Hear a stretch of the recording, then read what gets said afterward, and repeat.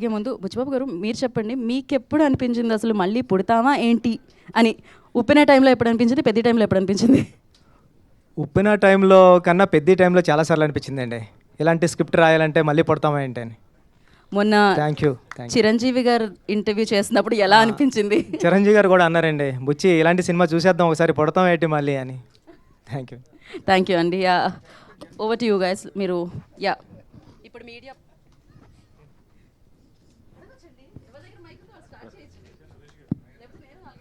బుచ్చిబాబు గారు ఇక్కడండి సార్. అంటే నాకే కాదు చాలామందికి థియేటర్ నుండి బయటకు వచ్చినాక వచ్చిన డౌట్ వచ్చింది. ఇప్పుడు బొమ్మన ఇరానీ గారు కదా అడుగుతారు పెద్ద ఎవరు అని, ఆయన స్టార్ట్ చేస్తాడు. ఆయన స్పోర్ట్స్ మినిస్ట్రీలో ఉన్నాడు, ఎప్పటి నుండో ఉన్నాడు. మరి ఈయనేమో ఏషియన్ ఇంటర్నేషనల్లో మెడల్ కొట్టాడు, ఆయనకు తెలియకపోవడం ఏంటి పెద్ద? అది నాకే కాదు చాలామందికి డౌట్ వచ్చింది. సూపర్కి వచ్చినండి సార్. ఆయన జాబ్ 5 years 3 years ఉంటుంది అంతే అండి. ఒక ఒలింపిక్ చైర్మన్గా 3 years ఉంటుందండి. 3 yearsలో పాస్ట్లోంచి ఒక 1975 నుంచి ఉన్న స్పోర్ట్స్ మెన్స్ అందరూ అతనికి తెలియాల్సిన అవసరం లేదండి. నేను రీసెర్చ్ చేశానండి. అది రీసెర్చ్ చేసిన తర్వాత ఏంటంటే ఆయన పీరియడ్లో ఆయన ఉన్న టైంలో వచ్చిన వాళ్ళని రికగ్నైజ్ చేస్తామండి. ఈరోజు తెలంగాణలో కూడా చాలామంది అవార్డ్స్ వచ్చిన వాళ్ళు ఉన్నారండి. అంటే మొయ్యలేనని భారతీయ అవార్డులు వచ్చిన వాళ్ళు ఉన్నారండి, కానీ వాళ్ళు ఎవరికి తెలియదండి. అంటే స్పోర్ట్స్ మ్యాన్ అయినా సరే వాళ్ళకు కూడా వాళ్ళ జోనర్లో వాళ్ళ టైం లైన్లో ఉన్నప్పుడు వాళ్ళే తెలుస్తుంది తప్పండి, ప్రీవియస్ అంతా మనకు తెలియదండి. ఇప్పుడు మన భారత హాకీ జాతీయ క్రీడ కదండి, దాంట్లో మన క్యాప్టెన్ ఎవరంటే కూడా మన ఎవరికి తెలియదు. అలాంటి పొజిషన్లో ఉన్నాం సార్ మనం. థ్యాంక్ యూ అండి. Thank you.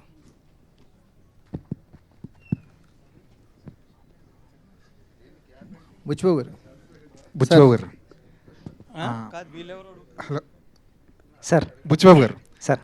చరణ్ గారికి ఒక మంచి మర్చిపోలేని కథ ఇచ్చారు, మర్చిపోలేని పాత్ర ఇచ్చారు. తర్వాత కూడా మీరు చరణ్ గారితోనే ఒక సినిమా చేస్తారని బయట ఒక ప్రచారం నడుస్తుంది, అందులో ఎంతవరకు నిజం ఉంది సార్? అది దేనికన్నా సమయం కాలమే నిర్ణయిస్తుందని నేను ఎప్పుడు సైలెంట్గా ఉంటానండి. సమయం వచ్చినప్పుడు అది వస్తుంది సార్ బయటికి. Thank you. అది జరగాలని కోరుకుంటున్నాను sir. Thank you. Anant Sriram గారు, చాలా అరుదుగా వస్తుంది అన్ని రకాలైన పాటలు రాసే అవకాశం ఒక ఆల్బంలో చాలా అరుదుగా వస్తుంది. ఈ ఆల్బంలో కూడా మీరు అన్ని రకాలైన పాటలు రాసే అవకాశం వచ్చింది. ముఖ్యంగా ఐటమ్ సాంగ్ గురించి బయట రకరకాల చర్చ నడుస్తుంది. ఐటమ్ పాటగా స్వీకరించిన వాళ్ళు దాన్ని ఎంజాయ్ చేస్తుంటే, ఇంకొంతమంది సాహిత్యం ఏంటి ఇలా ఉంది అని చెప్పి కొంత విమర్శ అయితే కనిపిస్తుంది సోషల్ మీడియాలో. దాని మీద మీ అభిప్రాయం ఏంటి? ఒకటి నేను అనుకునేది, ఐటమ్ పాటను ఐటమ్ సాంగ్లా ఆస్వాదించిన వాళ్ళు వాళ్ళకు ఒక స్పెషల్ ఐటమ్ రుచి చూపించినట్టు, ఐటమ్ సాంగ్ని ఐటమ్ సాంగ్ లాగా ఆస్వాదించిన వాళ్ళు వాళ్ళే ఐటమ్ గర్ల్ కింద లెక్క. ఇక ఆరోపణ అనేది నిర్దిష్టంగా ఉండాలి. మనకు వచ్చిన భావోద్వేగాన్ని ఏదో అరిసేయడానికో లేకపోతే ప్రత్యేకమైన ఎజెండాలు పెట్టుకుని మాట్లాడడానికో ఉంటే మనం దానికి సమాధానం చెప్పక్కర్లేదు. తాత్వికంగా ఆలోచించగలిగేవాళ్ళు, తార్కికంగా మాట్లాడగలిగేవాళ్ళు ఏ వాక్యం మీద ఏ ఆరోపణ నిర్దిష్టంగా చేసినా నిఖార్సైన సమాధానం ఇవ్వడానికి నిజాయితీగా సిద్ధంగా ఉన్నాను.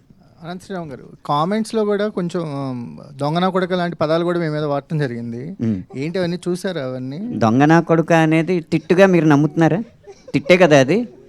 సో దానికి సమాధానం ఏంటంటే, ఒక్కో తిట్టు ఒక్కొక్క బొట్టుగా హే దిద్దే టట్టు నేనొట్టు పెట్టనా నాకు ఏ రోజునో నీరాజనం పట్టేదా నిందా నా కట్టే కాలేలోగా అని ఈ పాటలో చరణమే సమాధానం. అనంత్ శ్రీరామ్ గారు, అదే ప్రత్యేక గీతాలు రాసినప్పుడు ఒక రచయితగా మీరు ఎలాంటి బౌండరీస్ నిర్దేశించుకుంటారు? ఎలాంటి బౌండరీస్ ఎలాంటి ఉండాలనుకుంటారు? రచయిత అనేవాడు అవ్వాలంటేనే వాడికి అవధులు ఉండకూడదు. ఏ గీతానికి ఏ అవధులు ఉండవు. ఆలోచన శక్తి ఒకటే అవధి, ఊహాశక్తి ఒకటే అవధి. బుచ్చిబాబు గారు, 2-3 రోజుల నుంచి అంటే కొన్ని ఎక్స్ట్రా సీన్స్ ఉన్నాయి, డిలీటెడ్ సీన్స్, అవి యాడ్ చేస్తారు థియేటర్కి కూడా అంటున్నారు, ఒక టాక్ ఉంది. అండ్ జగదేవ్ గారు ఇంటర్వ్యూలో మాట్లాడుతూ నెట్ఫ్లిక్స్ ఎక్స్టెండెడ్ కట్లో ఇంకా చూడొచ్చు అంటున్నారు. సో ఏంటి, ఏది నిజం? థియేటర్కి ఏమైనా యాడ్ చేస్తున్నారా? రాజేష్, అది ఆల్రెడీ ఎడిట్ చేసాం, అయిపోయింది. ఈ బుధవారం నుంచి ఎప్పటి నుంచి యాడ్ అవుతుంది అదంతా. సో సీన్స్ అన్ని యాడ్ చేసాం. ఎన్ని సీన్లు యాడ్ చేసాం? ఒక 3 సీన్స్. దాంట్లో హీరోయిన్ 2 సీన్స్, ఇంకా జగపతి బాబు గారిది 1 సీన్, రౌండప్స్ అన్నీ ఉంటాయి, ఏదైతే జస్ట్ మిస్ అయ్యారో కొంచెం చిన్న చిన్నవి అవన్నీ ఉంటాయి. సతీష్ గారు, సార్ సోషల్ మీడియాలో అంతా సినిమా చూస్తున్నారు, వీకెండ్లో ఫ్యామిలీస్ కూడా కదులుతున్నాయి.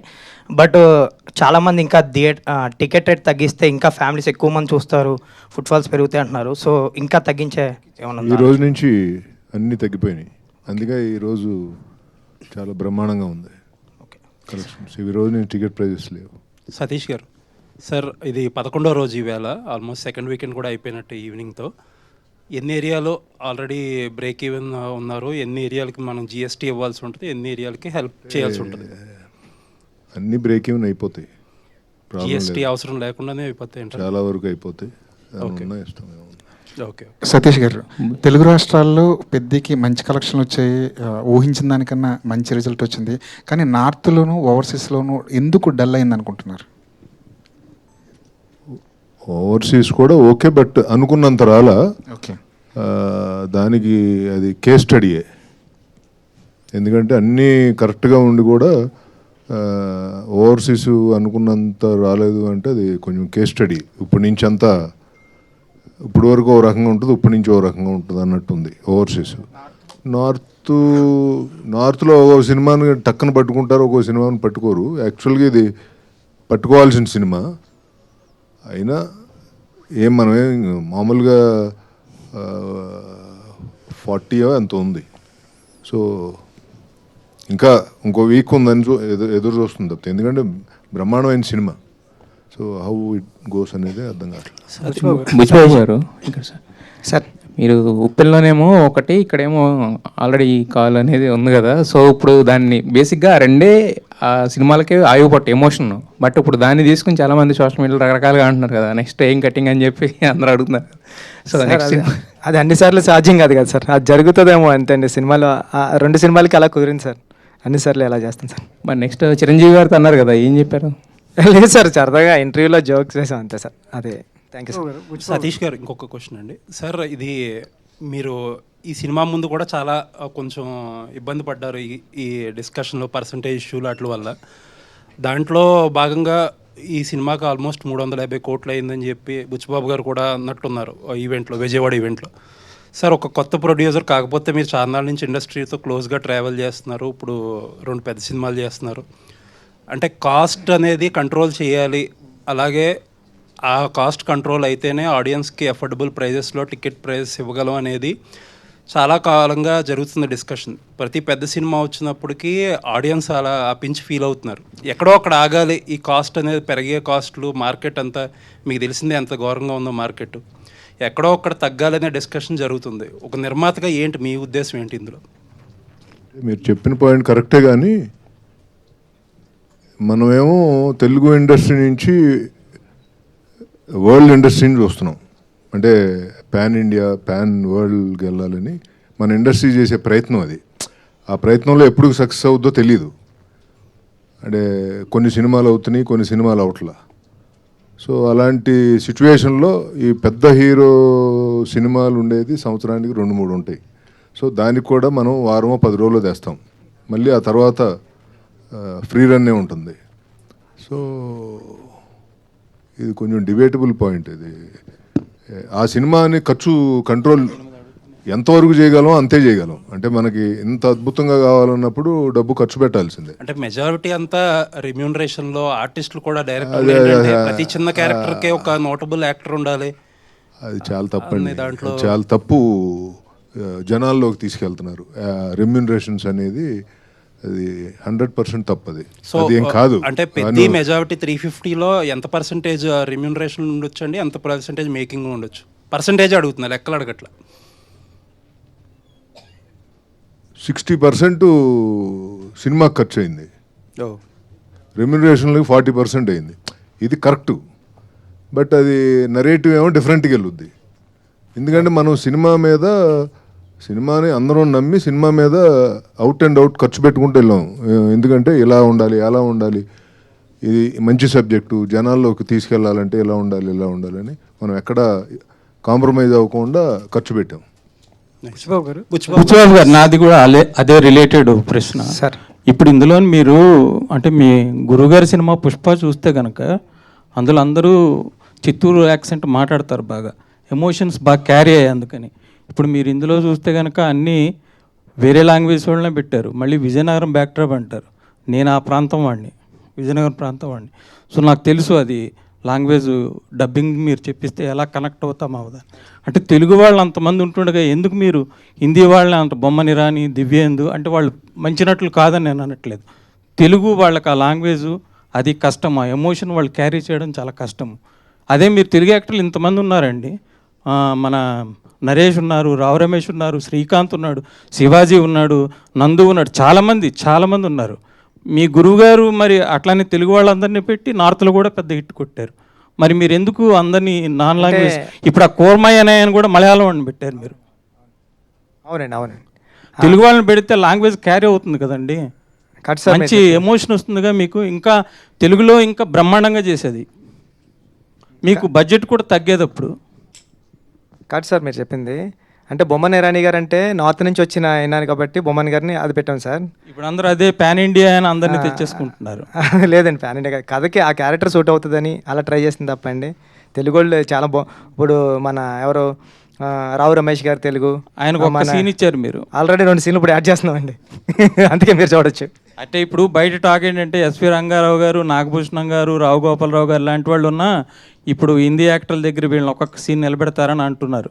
అంటే జనరల్గా మన తెలుగు సినిమాలో తెలుగు వాళ్ళు అసలు చూడడం కష్టం అయిపోయింది కదండి. మీ గురువుగారి దగ్గర మరి అది నేర్చుకోలేదా? తప్పకుండా అండి, ఈసారి అలా పెడతానండి తెలుగులో. బుచ్చిబాబు గారు సార్ అందరూ మీ గురించి సినిమాలో అది తీసారు అని అంటున్నారు, కానీ నాకు ఒక మాట బాగా నచ్చిందండి.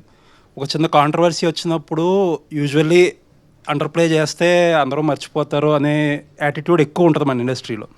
బట్ మీరు ఓన్ చేసుకుని దానికి అపాలజీ చెప్పారు కదా, అది నిజంగా చాలా బాగా నచ్చిందండి. చాలా తక్కువ మంది డైరెక్టర్లు డేర్ చేస్తారు.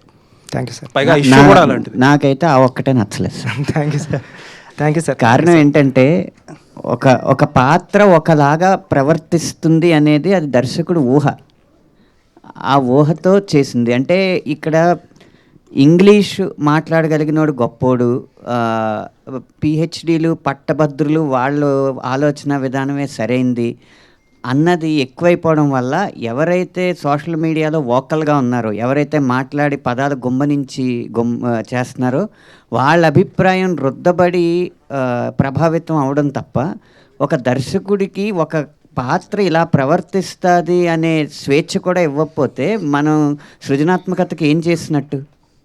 ఇప్పుడు అంటే అదేంటది వైటల్ అట్రాక్షన్ లేకపోతే హార్మోనల్ రియాక్షన్స్ ఇలాంటి పెద్ద పెద్ద పదాలు వాడితేనేమో చాలా ఈస్థెటిక్గా తీసినట్టు ఆసమ్మ అంటారు.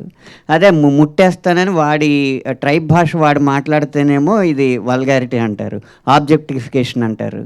ఇవన్నీ చేస్తే ఇంక సృజనాత్మకతను తొక్కినట్టేనండి ఆ విషయంలో.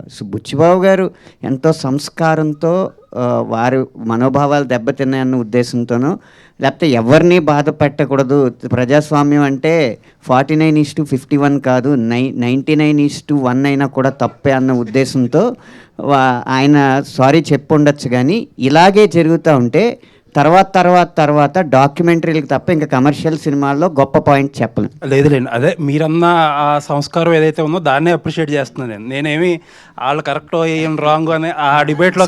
ఇది మామూలుగా అంటే హీరోయిన్ క్యారెక్టర్ చాలా సూపర్ క్యారెక్టర్ అండి. నేను రాసుకున్నది అయితే అది 2-3 సీన్లు లేకపోవడం వల్ల. అంటే నాకు ఎందుకు అనిపించింది అంటే రామ్ చరణ్ గారి క్యారెక్టర్ ఒక దాంట్లో ఇలా కమర్షియల్గా బిహేవ్ చేస్తారు, నెక్స్ట్ సీన్లోనే విలన్స్ ఏదో చేస్తుంటే అడ్డుకుంటారు. అండ్ సెకండ్ హాఫ్లో అమ్మాయికి ఏదైతే రీజన్ చెప్తాడో ఇమీడియట్గా అమ్మాయి రెస్పాండ్ అయిపోతుంది కదా. ప్రాబ్లీ ఏదో అదే సార్ ఆ 2 సీన్లు అండి ఇప్పుడు యాడ్ చేసాం సార్. ఆ 2 సీన్లోనే ఆ 2 సీన్లు యాడ్ చేయడం గారు కూడా వచ్చారు, నిన్న చూశారు, అన్న ఎంత బాగుంది కదా అన్నారండి. కొద్దిగా లెంత్ భయపడి తీసామని సార్. ఎక్కడ ఇట్లాంటి కామెంట్స్ ఇట్లాంటి విమర్శలు వచ్చినప్పుడు దాన్నే ఎక్కువగా మాట్లాడుకుంటున్నారు, కానీ మీరు చెప్పిన సబ్జెక్ట్ అనేది డీవియేట్ అయింది. క్రీడాకారుల కోసం తీసింది, దేశం క్రీడాకారులను ప్రోత్సహించాలి, ఒకప్పుడు ఇలా ఉండేది ఇప్పుడు మారింది అనే సబ్జెక్టు డైవర్ట్ అయిపోవడం ఒక దర్శకుడిగా మీకు ఎలాంటి ఫీల్ కలిగించింది? లోటు గురయ్యారు సార్ అంటే డైవర్ట్ అవుతున్నప్పుడు? సార్ అది మీరు అన్నట్టు అనంత్ శ్రీరామ్ గారు అన్నట్టు ఓన్లీ ఒక 5% 4% పీపుల్ మాట్లాడారు అంతే అండి. ఏదైతే మాట్లాడకూడదు ఆ పాయింట్ గురించి మాట్లాడారు అంతే తప్పండి. 95% పీపుల్ అయితే సినిమాలో ఉన్న కంటెంట్ని నేను బయటికి వెళ్తుంటే ఇప్పుడు చరణ్ గారు సూపర్ యాక్ట్ చేశారని, ఇలాంటి కథలు రావాలని ఏదైతే మేము నమ్మామో అదే నమ్మారండి. ఎడిటింగ్ రూమ్లో నేను చూసి సూపర్ సినిమా తీసేవరా బుచ్చి అని నేను ఏదైతే ఫీల్ అయ్యానో, నేను ఏ థియేటర్కి వెళ్ళినా సరే నాకు అలాంటి రియాక్షన్ ఉంది సార్. చిన్నదే ఇంకెక్కడన్నా ఉంటుందండి. ఒక పెళ్లి జరిగేటప్పుడు కూడా పెళ్ళిలో కూడా అదేదో బాగాలేదంటాడండి ఆవిడ వచ్చి. ఆ చిన్నవి ఉంటాయండి, దాన్ని పట్టించుకుని ముందుకెళ్ళడం మనిషి. పెద్దగాడి క్యారెక్టర్ సార్ నాది. పడిపోయినా సరే విలన్స్ ఉండరండి ఆడికి, వెనకాలకి వెళ్ళి చూడ్డు. అసలు విషయం చెప్పట్లేదు. నిన్న టీ తాగడానికి వెళ్ళినప్పుడు భర్తలతో సహా వచ్చిన కొంతమంది మహిళలు ఆయనతో ఏమన్నారు తెలుసా? మీరెందుకు సార్ సారీ చెప్పారు, మాకేం అంత ఇబ్బంది అనిపించలేదు, మిగతా సినిమాలు అన్నిటికంటే కూడా చాలా పద్ధతిగానే ఉంది, మీరు అంత ఎందుకు స్పందించారు, అంత సారీ ఎందుకు చెప్పారు అని అడిగారండి మహిళలు. శశి గారు సార్, శశి ఈ సినిమా అంటే ఆంధ్రాలో చూసుకుంటే కనుక చాలా ఎక్సెప్షనల్ రెవెన్యూస్, అంటే ఊహించిన దానికన్నా ఎక్కువ చేసింది. బట్ నైజాం పరిస్థితి ఏంటి సార్? నైజాం ఎలా ఉంది, ఎంతవరకు అనుకుంటున్నారు? మీరు ఊహించిన దానికన్నా ఉందా, రీచ్ అయిందా, ఇంకా ఎక్కువ ఉందా? సార్, సినిమా అంటే ఒక మంచి మోటివేషన్గా తీసిన సినిమా, ఈ జనరేషన్కి కరెక్ట్ నీడ్ ఉన్న సినిమా ఇదండి. సో ఖచ్చితంగా ఒక మంచి ఒక మోటివేషన్ సినిమా ఇంత కమర్షియల్గా పే చేయడం అనేది ఇంతవరకు హిస్టరీలో లేదండి. ఇదే ఫస్ట్ ఫిలిం. కానీ మనం అందరం ఏంటంటే మేజర్గా అంత ఈ రోజుల్లో మీరు చూస్తే మొన్న కూడా వీడియోల్లో ఇన్స్టాలో చూపిస్తూ ఉన్నారు, ఒక పిల్లోడు పైనుంచి దూకేస్తున్నాడు, ఇంకోరు వచ్చి, అంటే ఆ వీడియోస్ అంతా చూస్తే భయంగా ఉంటుంది. కానీ ఈ సినిమా ఏం చెప్పింది మెసేజ్?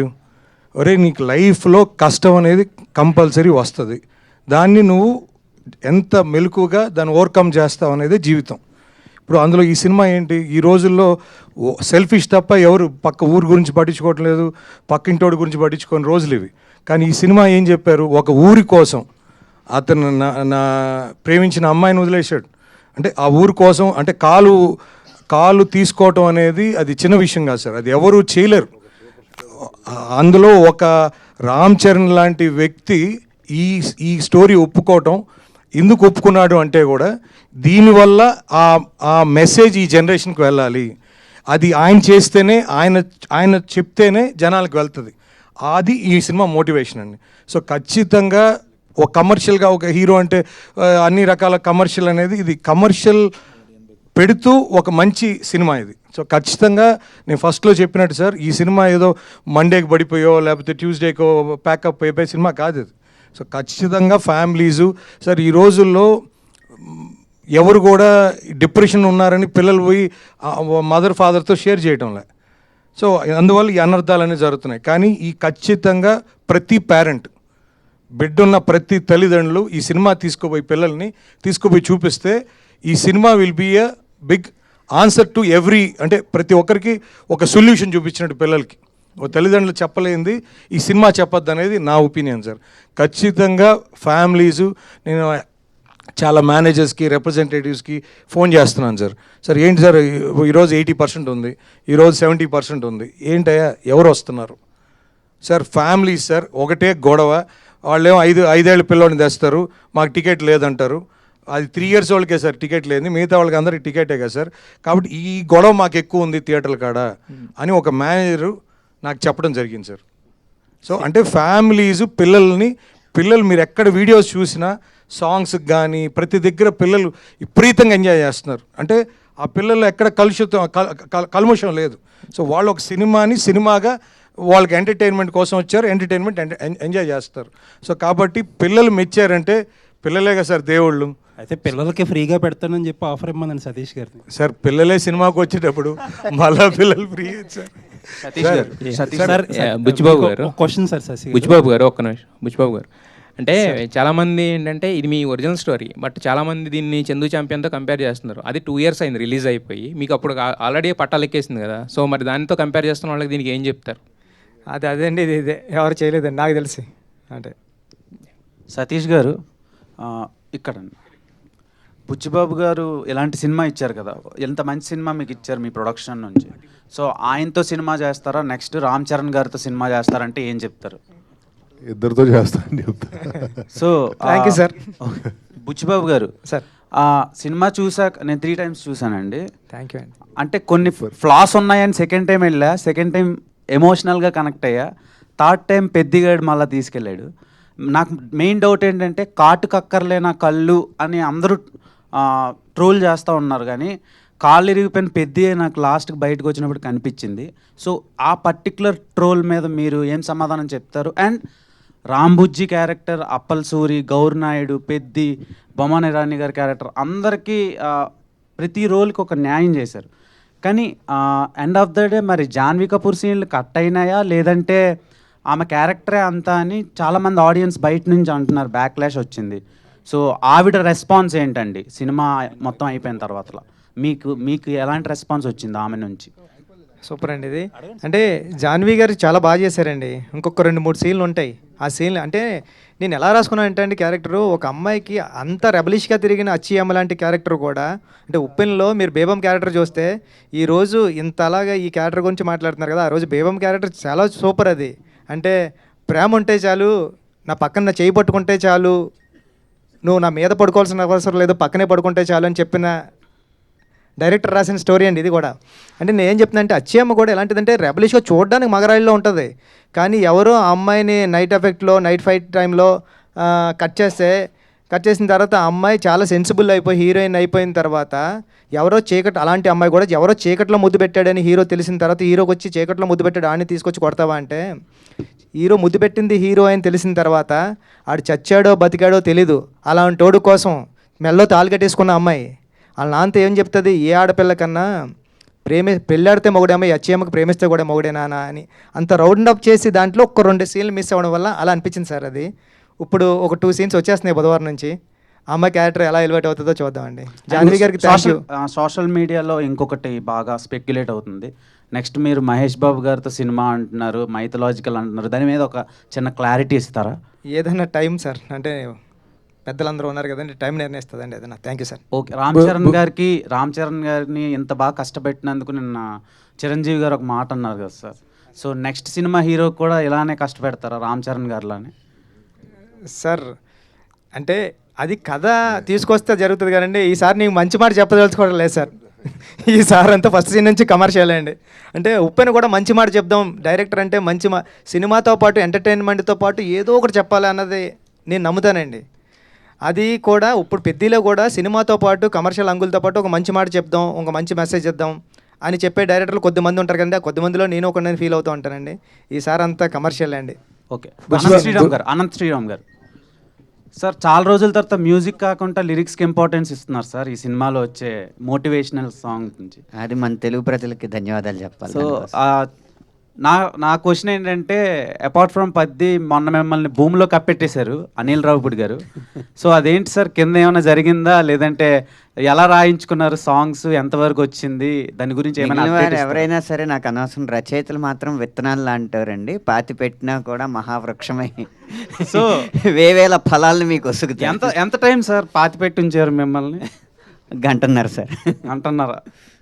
ఓకే సార్, ఈ సినిమాలో సాంగ్స్ బాగున్నాయి, waiting for that film also. ప్రతి సినిమాకి అలాగే ప్రయత్నం చేస్తాను. All the best. బుచ్చిబాబు గారు సార్, బుచ్చిబాబు గారు సార్, నేను అందామనుకున్న మాట మీరు చెప్పారు ఫ్లోలో, బట్ అచ్చేయమ్మ క్యారెక్టర్ ఎంత ట్రోల్ అయినా దాని మీద ఎంత విమర్శ వచ్చినా యాజ్ అ కన్విక్షన్ ఉన్న డైరెక్టర్గా ఒక భారతీయ సంప్రదాయ మహిళ ఏం చేయాలన్నది క్లైమాక్స్లో అద్భుతమైన ఆర్క్ కట్ చేశారు మీరు. దానికి నేను మిమ్మల్ని మనస్ఫూర్తిగా అభినందిస్తున్నాను sir. Thank you sir. Thank you sir. And ఆ క్యారెక్టరు ఎలాంటి ఎవల్యూషన్ను, ఒక హీరో తాలూకా కష్టాన్ని స్ట్రగుల్ని అర్థం చేసుకుని తను ఎదిగే దిశలో తనని ప్రేమించిన ఒక వ్యక్తిగా, త్రికరణ శుద్ధిగా ప్రేమించిన వ్యక్తిగా ఆ అమ్మాయిలోని ఆ అమ్మాయి పరివర్తన చూపించారు మీరు. Extraordinary hats off to you అండి. In all the virtual and eternal standards of Indian women. ఒకటి తర్వాత సునీల్ గవాస్కర్కి మీరు కరెక్ట్ ట్రిబ్యూట్ ఇచ్చారు సార్ ఈ సినిమా ద్వారా. అదేంటంటే ఆయన ఒక మాట అన్నాడు, మనకి ఇండియాలో ఫాస్ట్ బౌలర్స్ లేరు, మనకి అంత స్టామినా లేదు వరల్డ్ బౌలర్స్తో కాంపీట్ చేయడానికి, అందుకని సెంట్రల్ ఇండియాలో ట్రైబల్ రేస్ నుంచి కొంతమందిని తీసుకొచ్చి వాళ్ళు కనుక ట్రైన్ చేస్తే వాళ్ళు ఎక్స్ట్రీమ్ పేసర్స్ పేస్ బౌలర్స్ అవుతారు అని చెప్పి ఎప్పుడో సునీల్ గవాస్కర్ ఒకసారి స్టేట్మెంట్ ఇచ్చాడు. మీరు దానికి కరెక్ట్గా ఒక ట్రిబ్యూట్ లాగా సినిమా తీశారండి. It's a fantastic work you have done against all the criticism you were cornered with. Thank you very much and I appreciate the producer Satish garu also. And మన అనంత శ్రీరామ్ గారు అద్భుతమైన పాటలు రాశారు. Fantastic fantastic. Thank you sir. మీరు చెప్పింది correct point sir. మీరు cricket ఆడుంటారు, మీరు వేరే గేమ్స్ ఆడుంటారు, మన అందరూ ఊళ్ళో ఆడుంటాం. మన క్లాస్మేట్స్ కానీ, మన ఫ్రెండ్స్ కానీ, మన ఊర్లో ఉన్న కుర్రాడు కానీ, ఇదేటర్ బాబు ఎంత సూపర్ ఆడుతున్నాడు, ఈడు నేషనల్కి వెళ్తే కొట్టేస్తాడరా, లేకపోతే క్రికెట్ అండర్ 19కి వెళ్తే సూపర్ ఆడేస్తాడరా అని మనం ఫీల్ అయిన వాళ్ళమే కదా సార్. అలాంటి ఫీల్ అయిన వాళ్ళ దగ్గర నుంచి రాసుకునే కదే సార్. అదే అండర్ ప్రివిలేజ్డ్. అయితే మీకు ఒక చిన్న ఇంట్రెస్టింగ్ క్వశ్చన్. మీరు నా ఇంటర్వ్యూలో మాట చెప్పారు ఏంటి, హీరోకి వాళ్ళు వెతుక్కుంటున్న లేకపోతే వాళ్ళు కోరుకుంటున్న క్యారెక్టర్ని చెప్తే ఈజీ అవుతుందండి, మనకి యాక్సెస్ ఈజీ అవుతుంది, అందుకని రామ్ చరణ్ గారు అనుకున్న క్యారెక్టర్ని నేను రాసి తీసుకెళ్ళానని చెప్పారు. అవును సార్. ఇప్పుడు తక్కువ హీరోలకి ఏమేమి కావాలో ఏమైనా కలెక్ట్ చేశారా డేటా? సార్ ఏదైనా సరే you have hit the bull's eye as I expected always right from the beginning. నేను సతీష్ గారితో మొదటి నుంచే చెప్పాను, it is going to cross all the borders. Fantastic fantastic. Buchi Babu garu, thank you sir. First of all congratulation sir మీకు. Sir thank you sir. Sir biggest compliment మీకు ఎవరి నుంచి వచ్చింది? బాగా ఎమోషనల్గా ఫీల్ అయ్యారా మీరు? ఆ కాంప్లిమెంట్ ఏంటి, ఎవరి నుంచి వచ్చింది? నేను మొన్న రిలీజ్ అయిన 4th డేని కార్లో వెళ్తున్నాను సార్. నేను ఇన్నోవాలో వెళ్తూ ఉంటే ఒక ఆటో డ్రైవర్ ఆయనని వాళ్ళ మదర్ అంటే వెనకాల కూర్చున్నారు, కారుకి ఫాలో అయిపోతున్నారు, ఆయన హార్న్ కొట్టుకుంటూ వచ్చేస్తున్నారు. ఎవర్రా బాబు ఇప్పుడు హార్న్ కొడుతున్నారంటే ఇలా క్రాస్గా అడ్డుగా వచ్చి వాళ్ళ మదర్ ఇద్దరు దిగారండి. దిగి బాబు మంచి సినిమా తీసావు, చాలా గుర్తుండిపోయింది, నేను 25 సంవత్సరాల తర్వాత సినిమాకి వెళ్ళాను బాబు, నా కొడుకు తీసుకెళ్ళాడు, ఇప్పుడు ఆటోలోంచి వస్తున్నాం, అందుకే నువ్వు కనిపించబోతులేక మాకు ఏం చేయాలో తెలియలేదు, అందుకే మేము ఆగిపోయామంటే థ్యాంక్ యూ అండి, థ్యాంక్ యూ. ఇది చాలా సూపర్ మెమరీ కింద ఉండిపోయింది సార్ నాకు లైఫ్లో. చాలా అనుకున్నాను sir. Thank you sir. Thank you sir. Buchibabu గారు మేడం సార్, మీరు ఈ హీరో స్టోరీ ఇన్స్పిరేషన్కి మీరు చెప్పారు, మీ ఊర్లో ఎవరో పెద్ది అనే పర్సన్ ఉన్నారు, మేము క్రికెట్కి కూల్కి తీసుకెళ్ళి ఆడిచ్చేవాళ్ళం, మేము కూడా ఇలా చేసామని చెప్పారు. సో ఈ తర్వాత మీరు తనతో మాట్లాడడం జరిగిందా? తన స్టోరీనే ఇలా చేశారు కదా, తన రియాక్షన్ ఏంటి? ఈ మూవీ రిలీజ్ అయిన తర్వాత మాట్లాడారా తనతో? ఇంకా వెళ్ళలేదు మేడం, పిఠాపురం వెళ్ళాలి, పిఠాపురం ఉంటాడు. ఇప్పుడు తనకి గవర్నమెంట్ జాబ్ వచ్చింది మేడం. అంటే 10th క్లాస్ పాస్ అయ్యాడు. పాస్ అయిన తర్వాత ఈ స్పోర్ట్స్ కోటాలోనే జాబు ఆర్ఎస్ఏలో ఉంది. ఆర్ఎస్ఏ ఏదో జాబ్ వచ్చింది, వెళ్ళిన తర్వాత ఒకసారి కలవాలి మేడం. బుచ్చిబాబు గారు, ఒక చిన్న డౌట్ అండి నాకు. సినిమాలో జాన్వీ కపూర్తో ఫస్ట్ సీక్వెన్స్ అవుద్ది కదా, అదే కరెంట్ పోయిన తర్వాత కిస్ చేసే సీన్లో, అప్పుడు ఎలాగైనా ముట్టేయాలరా అంటాడు. అండ్ నెక్స్ట్ సెకండ్ హాఫ్లో వచ్చే సీన్ దగ్గర జాన్వీ కపూర్కి ఇది నేనే అని చెప్పినప్పుడు లవ్ అంటే నా దృష్టిలో ఇదే అంటాడు. సో దానివల్ల ఒక డైరెక్టర్గా మీకు బాగుండొచ్చు, కానీ రామ్ చరణ్ గారికి బయట చాలా బ్యాడ్గా కన్వే అవుతుంది. సో దాని మీద ఒపీనియన్ ఏంటి? అంటే ఒక యాక్టర్ నుంచి చాలా నేర్చుకుంటారు. ఇప్పుడు ఆయనలో ఫేవరెట్ క్రికెటర్ ఎవరంటే పెద్ది సార్ అంటాడు కదా. సో ఈ కిస్ సీన్ దగ్గర కూడా పెద్ది సార్ అన్నట్టు కన్వే అవుతూ ఉంటుంది. సో అలాంటి వాళ్ళకి మీరు ఏం చెప్తారు? అండ్ ఆ సీన్ గురించి నాకు కొంచెం ఇది అదే అండి, పెద్దిలో నేర్చుకోవాల్సింది మంచి కూడా ఉంది. అంటే ఈ ప్రపంచంలో మనకి తాతయ్యలు కానీ అమ్మమ్మలు కానీ చెప్పేవారు కదండి, మంచి చెడు 2 ఉంటే మనం మంచి తీసుకోవాలరా చెడు వదిలేరు అంటారు కదండి. ఈ జనరేషన్లో ప్రపంచంలో 2 లేవండి, ఒకటే ఉంది. దాన్ని నువ్వు మంచిగా కాలితే మంచిగా తీసుకో, చెడుగా కాలితే చెడుగా తీసుకో. సో దీంట్లో ఏంటంటే రామ్ చరణ్ గారిలో జర్నీలో ఆ ఒక్క బిట్టు తప్ప తర్వాత ఇన్స్పిరేషన్ తర్వాత ఫ్లో అంత ఉంది కదా, ఆ మంచిని తీసుకుందాం అన్న. అంటే మళ్ళీ పుడతామా ఏంటి అంటారా? అవునండి, పుడతాం ఏంటి మళ్ళీ. సార్ ముద్దు కూడా ఈ జన్మలోనే పెట్టుకోవాలి కదండి, మళ్ళీ పుడతామా ఏంటి? శశి గారు ఒక మాట. శశి గారు, thank you Anand sir. Sir పెద్ద సినిమా ముందు జరిగిన ఇష్యూస్ ఇవన్నీ ఉన్నాయి, మీకు తెలిసినవి అన్నీ చెప్పాల్సిన అవసరం లేదు. నేను సునీల్ గారిని ఒక ఇంటర్వ్యూ చేశాను. ఇంటర్వ్యూలో ఆయన అడిగా, మైత్రి సినిమాలు వచ్చినప్పుడే ఇవన్నీ ఏంటి డిస్టర్బెన్స్లు కావాలని చేస్తున్నారు అనేది అడిగా. ఆయన నన్ను బయాస్డ్, మీరు పెద్ద ప్రొడ్యూసర్లని మీరు అడగట్లేదు, మైత్రి మమ్మల్ని శశి మమ్మల్ని ఇబ్బంది పెట్టేది మీరెందుకు అడగరు, ఆయన ఎందుకు అడగరు, మమ్మల్ని అడుగుతారు ఏంటి అని అంటున్నారు ఆయన. చెప్పండి సార్. ఇప్పుడే చెప్పారు కదా సార్, ఏమని? ఎవరు ఎలా తీసుకుంటే వాళ్ళ ఇష్టం. ఎలా తీసుకోవడం సార్ ఇక్కడ ఇబ్బంది పెట్టడం అంటూ ఏం ఉండదు సార్. ఒక సినిమా అనేది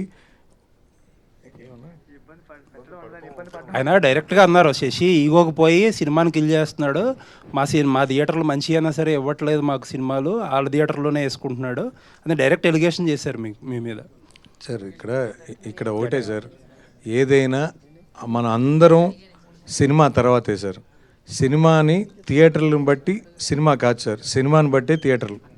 సో కాబట్టి సినిమా అనేది ఖచ్చితంగా దానికి ఎంత రిక్వైర్మెంట్ ఉంటుందో దాని ప్రకారమే ప్లాన్ చేస్తాం. ఒక్కొక్కసారి సినిమా ఒకసారి 4 థియేటర్లు వేయాల్సిన కాడ 3 వేయాల్సి వస్తుంది, 2 వేయాల్సి వస్తుంది, ఒకసారి 4 వేయాల్సి వస్తుంది. సో సిచ్యువేషన్ బట్టి ఆ సినిమా మూమెంట్ని బట్టి మనం ప్లాన్ చేసుకుంటూ పోతుంటాం సార్. ఈ ప్రాసెస్లో ఒకసారి బాధపడతారు, ఒకసారి ఆనందపడతారు. ఇది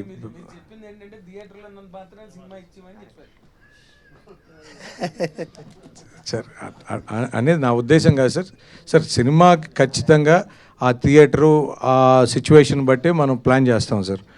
అంటే ఇక్కడ సినిమాని బతికించుకోవడం ఇంపార్టెంట్ సార్, సినిమాని కాపాడుకోవడం ఇంపార్టెంట్ సార్. సినిమాని మనం కాపాడుకుంటే సినిమా మనని కాపాడుతుంది అనేది నా ఫీలింగ్ సార్. సో బుచ్చిబాబు గారు సార్, అంటే సుకుమార్ గారి మూవీస్లో ఆర్టిస్టుల పర్ఫార్మెన్స్ అనేది ఎక్స్టెండెడ్ అంటే ఎన్హాన్స్ అవుతూ ఉంటుంది. ఇప్పుడు మీరు ఉప్పెన్ చూసుకున్న ఇప్పుడు రామ్ చరణ్ గారు, అంటే ఒక సినిమా గురించి భిన్నాభిప్రాయాలు ఉండొచ్చు, కానీ రామ్ చరణ్ పర్ఫార్మెన్స్ గురించి మాత్రం అందరికీ ఏకాభిప్రాయం ఉంది. అంటే హీ డిజర్వ్ నేషనల్ అవార్డు అనేది స్టార్టింగ్ నుంచి, అంటే ప్రివ్యూస్ పడిన దగ్గర నుంచి వినిపిస్తుంది. ఆ టాక్ ఇంకా పెరుగుతుంది. పర్ఫార్మెన్స్ వైజ్లో ఒక పీక్స్ ఇప్పటి వరకు రామ్ చరణ్ గారు చేసిన క్యారెక్టర్లో పెద్ద ఈజ్ పీక్స్ అంటున్నారు కదా, దీన్ని అచీవ్ చేయడానికి యాజ్ అ డైరెక్టర్గా మీరు తీసుకున్న శ్రద్ధ? సార్ నిజంగా చెప్తున్నా, చరణ్ సార్ ఈరోజు ఎరక్కొట్టేశారు అంటున్నారు అందరూనే, దాంట్లో తిరగలేదండి. అంత బాగా చేశారు. నేను చరణ్ సార్ అంత అలా చేయడానికి నేను ఏం చేయలేదు సార్, ఆయనతో కలిపి రోజు భోజనం చేశాను అంతే అండి నిజంగా. సార్ ఇప్పుడు భోజనం చేసేటప్పుడు నెక్స్ట్ సార్ సీన్ ఏంటంటే, పెద్దగాడు ఎలా చేస్తుంటాడంటే, పెద్దగాడు ఎలా ఉంటాడంటే, ఇంతే అండి. అవునా, ఈ మాత్రం క్లూ చెలరైపోతాను నేను అనేవారండి. ఇది ఇస్తే చాలు కదా నాకు అంటే, సార్ అది కాదు ఇప్పుడు అంటే ఇది అని ఇంకటే నాకు అర్థమైంది, నువ్వు అక్కడే ఉండు, మోనిటర్ దగ్గర ఉండు, నేను చేసి చూపిస్తానని వారండి. నేను వెళ్ళడానికి అంటే ఫస్ట్ టేక్లో ఏదో చిన్న తేడా ఉందనుకోండి, అది కరెక్షన్ చెప్పడానికి సార్ దగ్గరికి వెళ్ళడానికి ట్రై చేస్తుంటే చరణ్ సార్ అక్కడే ఆగు, ఇప్పుడు చూడు అనేవారండి. చూస్తే నిజంగా ఇదండి, అలా అంటే చూస్తే అదేండి, అదే పర్ఫార్మెన్స్. అస్సలు చాలా అలవోకగా చేసేస్తున్నారండి ఆయన నెక్స్ట్ లెవెల్కి వెళ్ళిపోయారు పర్ఫార్మెన్స్లో. అంటే మానిటర్ దగ్గరకు వచ్చింది ఇదేంటి చరణ్ సారేనా అనిపిస్తుంది అండి, అలా వెళ్ళిపోయారు ఆయన. అంటే అలా మెచ్యూరిటీ లెవెల్స్ కానివ్వండి, ఇప్పుడు చాలా వైట్ పేపర్లో వస్తారండి. వైట్ పేపర్లో సార్ ఎలా చేస్తున్నారంటే, నువ్వేం చెప్తున్నావు నాకు గుర్తుంటుంది, నేను వైట్ పేపర్లో వస్తాను, నువ్వు చెప్పింది నేను చేసిపోతాను అంతే అండి. అంతే తప్ప దీనికోసం అసలు ప్రాక్టీస్ చేయడం కానివ్వండి, సీన్ పేపర్ ముందు పంపడం కానివ్వండి ఏమీ లేవు సార్. సీన్ పేపర్ ముందు పంపిన ఆయన చదవరండి. వచ్చావా అని చెప్పు ఒకసారి అంటే ఫస్ట్నే క్యారవాన్లోకి వెళ్ళినప్పుడు ఆయన కాఫీ తాగుతూ ఉంటారని, డార్లింగ్ చెప్పు డార్లింగ్ ఏంటి అంటారండి. సార్ ఇది అన్నావు అనుకో, అవునా ఓకే అయితే నడిపోదాం, రెడీనా కనుక్కో అంటారండి, ఫోన్లో కనుక్కొని రెడీనా అంటే రెడీ అంటారు, రెడీ అంటే వచ్చేస్తారు. అంత ఈజీగా సార్. అందరూ అంటే నేను అనుకున్నా సార్, అంటే అవును సూపర్ చేశారంటే ఎంత ఈజీగా చేస్తే సూపర్ చేశారన్నారు, ఇంకా సూపర్ చేస్తే ఎలా చేస్తారు? అనంతశ్రీరామ్ గారు, ఇందాక మీరు రాగానే మనం మాట్లాడుకున్నాం, ఆ తర్వాత మీరు మీదకి వెళ్ళిపోయారు.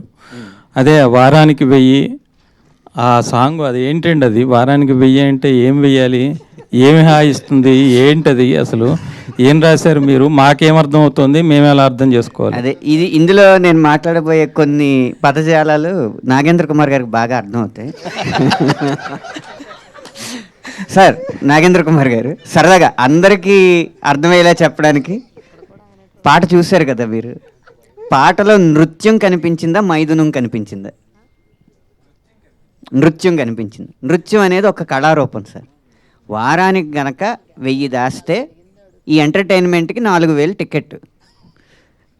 అక్కడ కనిపించింది నృత్యమే. మైథునంగా భావించిన వాళ్ళు వాళ్ళ ప్రవృత్తి అది అయ్యి ఉన్నట్టు నాకు తెలియదు. మరి నేను అనుకున్న 1000 ఏంటో తెలుసా? చప్పట్లే. వారానికి 1000 చప్పట్లు దాచుకుని నెలకోసారి వచ్చి 4000 చప్పట్లు కొట్టండి నృత్యానికి. బుచ్చిబాబు గారు అంటే నాగేంద్రకి ఎలా అర్థమవుతుంది అనుకుంటున్నారు మీరు? అంటే కొడుకు ఆయన మైక్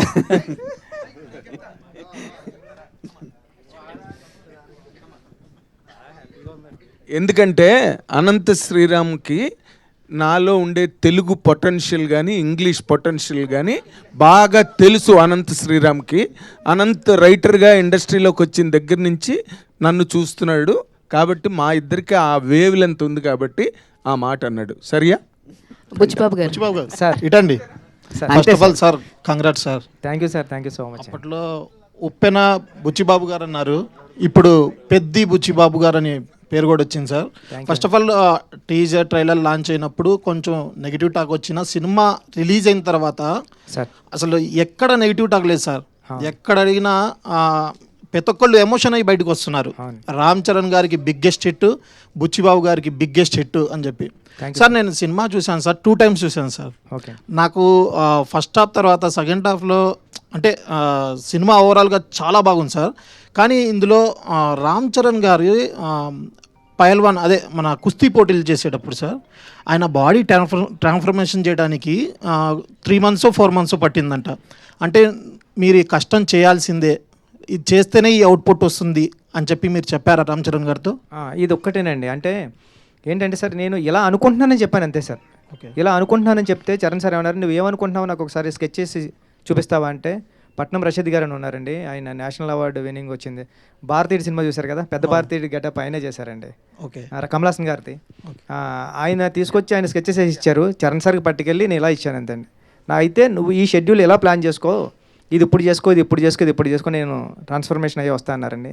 అలా వచ్చారు సార్ సెట్కి. సార్ సినిమాలో రామ్ చరణ్ గారిని చూసి మీరు యాక్టింగ్ చేశారనుకుంటున్నారా, జీవించేశారనుకుంటున్నారా?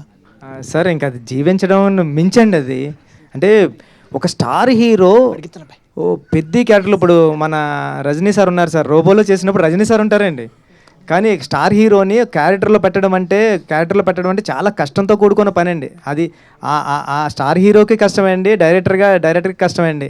కానీ నేను అలవోకగా వచ్చేసారండి. ఈరోజు మీరు చూస్తే సెకండ్ హాఫ్ అన్నారు చూసారా, సెకండ్ హాఫ్ చూస్తే పెద్ద కనపడతాడు కదండి, చరణ్ సార్ కనిపించారండి. అంత అలా దిగిపోయారంటే అది జీవించడాన్ని మించి అనాలేమో అండి అది.